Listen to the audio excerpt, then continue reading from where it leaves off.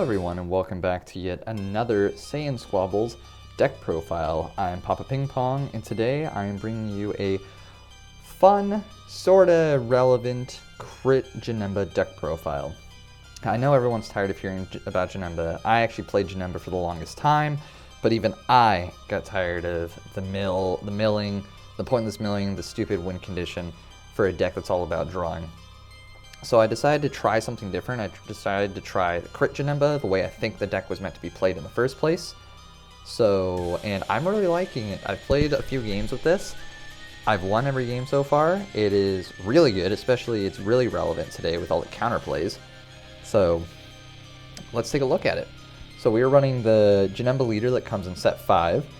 And he swings, and he's a burst 2, which means you mill 2 from the top of your deck. When this card attacks, you draw 1 card. Simple. But you're also filling your drop area for your sparking abilities, which is relevant for your dimension magics and your infernal chain Janembas. So he's a re-stand 2 when he awakens, and his auto is sparking 5. When this card attacks, you draw 1 card, he gets plus 5k and critical, which is crazy. A 20k critical that draws on the backside is intense. I didn't realize how strong that was until I started playing this deck, and I was like, wow, this is actually crazy. And he has an active main, which was not good on release, but now that the few more sets have come out, he is really relevant. So active main, choose 1 card in your hand and place it in your drop area. During this turn, when your opponent activates counterplay, they choose 3 cards in their hand and sends them to the drop area. So you get past Denial of Hope, Crusher Ball.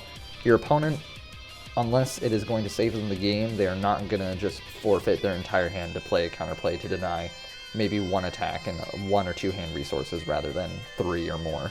Basically, that's going to cost them 4 cards just to play and stop your play. So let's actually get to the deck profile. So first up, the first card I want to talk about is Burnished Bonds Borgos.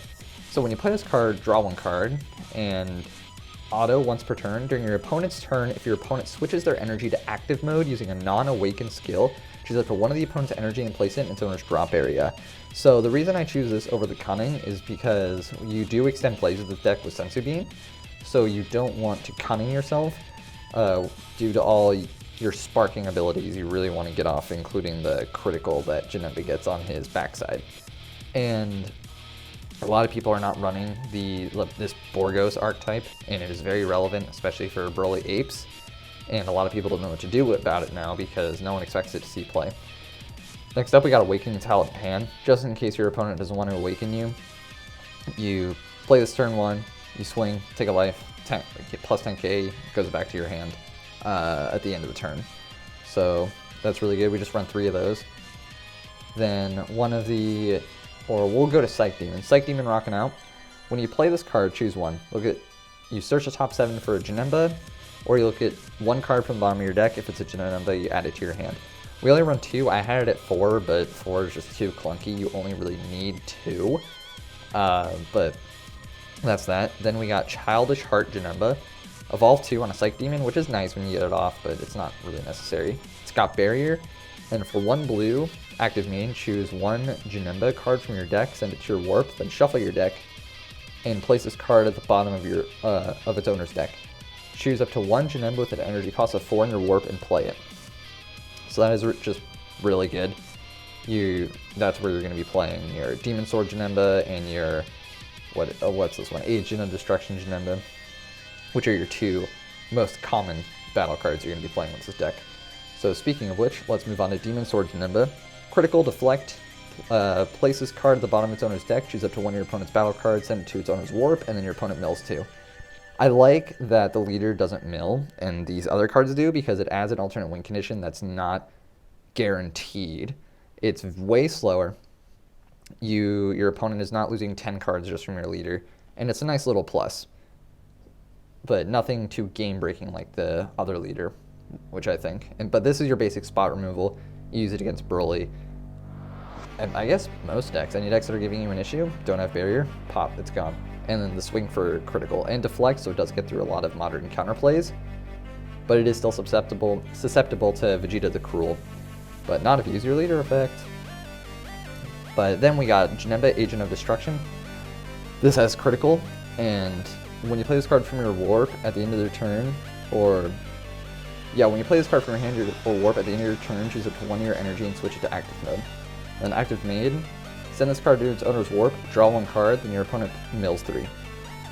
Pretty good, just for the milling, mostly for the draw and critical swing and the restanding 1 energy.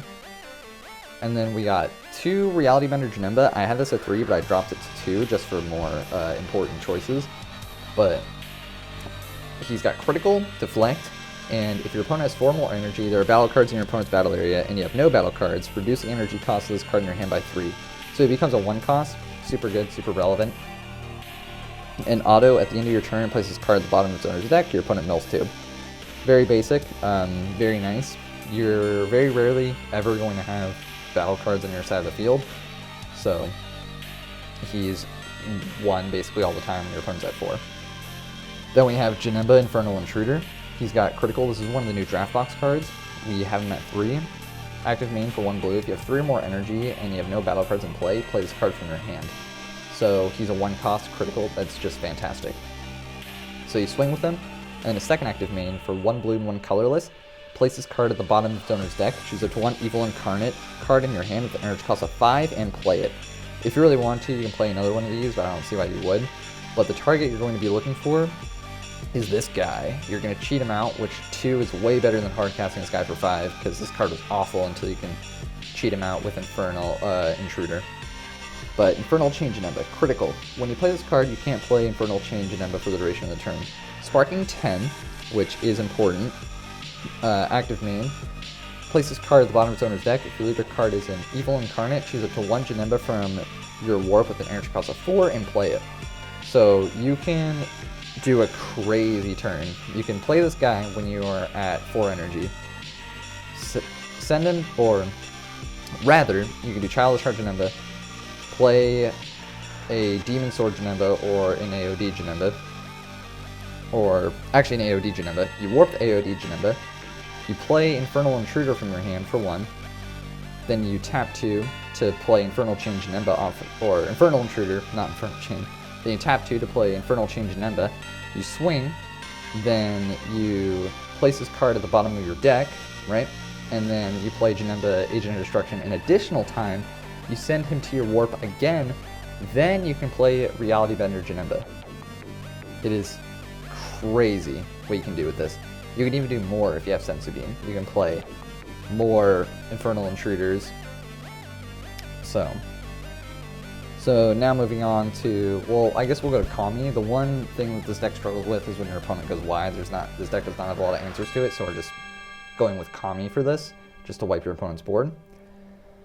We also have 4 Champas, just because critical, double strike consistently, and you can restand your stuff with Sensu Bean. Everybody knows Sensu Bean. You restand your energy, you get plus 5k for the turn. 4 super combos, pretty standard when your life's at 4 or less. 1 Mafuba, negate the attack, place this on top of your opponent's battle card. We got this new card, Altered Reality, which makes this deck a lot better. All Janemba cards in your battle area gain barrier. Excuse me. So everything that you'd want to keep on your board that you maybe want to extend with, or if your opponent activates stuff that would normally not affect stuff with barrier, this gives you that advantage, and it replaces itself. You tap 1, draw 1. Then we got 3 Absolute Release Ball from the new set. You bounce your stuff back to your opponent's hand for 3 or less, and you restand 1, so it becomes free. You're never going to use the multicolor effect, just because we're not running any multicolor in this deck. But when you're at 4 or less, making sure your opponent does not go wide is a big deal for this deck. So that's actually about it. This was actually quite a quick deck profile. I love this deck. I think this is the way Janemba is supposed to be played, not the degenerate mill strategy that even I used to play. I'm a victim of that. But I'm very satisfied with this build. Let me know how you guys feel in the comment section below. I am totally open to criticism and feedback. And I hope you guys all have a great rest of your day. See ya.